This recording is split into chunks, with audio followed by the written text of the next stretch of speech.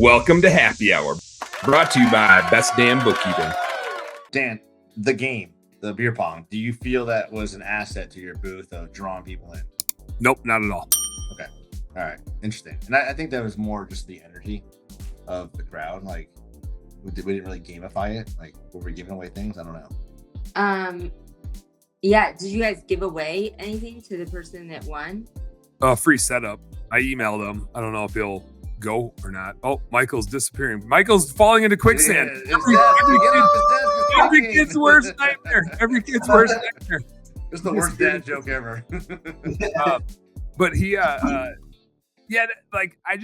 also didn't play it up because it wasn't a thing that was pulling people into my booth. Like, I think that would be great in a trade show with a ton of people. Then you have a gimmick to like get their attention. But in a trade show with very few people, when they walk by, they want to talk to you anyway. Like, most people would come by and talk and never ask what this game was. And I was like, well, I'm not going to like throw some ping pong balls around. So like it didn't add value, but it didn't attract value. And it was just kind of fun to have there anyway. So it was just we're all fidgeters, right? We're all ADD. So people would stop by and talk and start playing with the ping pong ball. So it wasn't bad that it was there. It wasn't a detractor, but I don't think it brought anybody in. It was just a little thing to screw around with when we were BSing with you. Yeah, I can see how the huge with a larger crowd, because when we went to D&D, it definitely brought people in playing the game we had there, which would engage conversation. But on the other side of that, shows are not what they were 2 years ago. They're definitely not what they were 5 years ago. I think we're going to see a huge dip in the huge this year. Literally the huge. But huge dip in the huge. Yeah, I don't see our industry rebounding for a few years.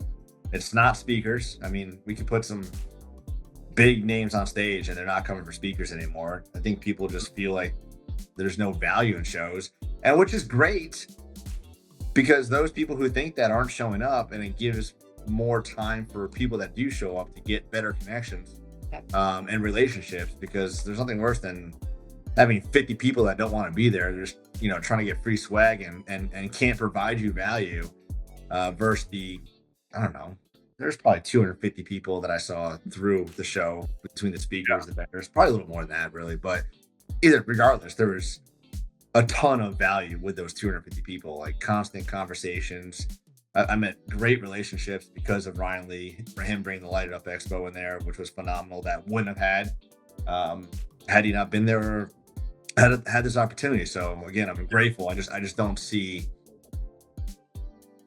It's going to take a little while for the curve to come back on the up for shows. I don't know what that's going to take or how long it's going to be, but I know that it's not speakers that are driving people to shows anymore. Hey, home service heroes, thank you guys so much for tuning into our home service happy hour content today. I sure hope you learned a little something, and I sure as heck hope that it was entertaining. If you did find it fun and entertaining, make sure you like and subscribe to the channel for more cool, fun, entertaining business content. And speaking of which, stay tuned.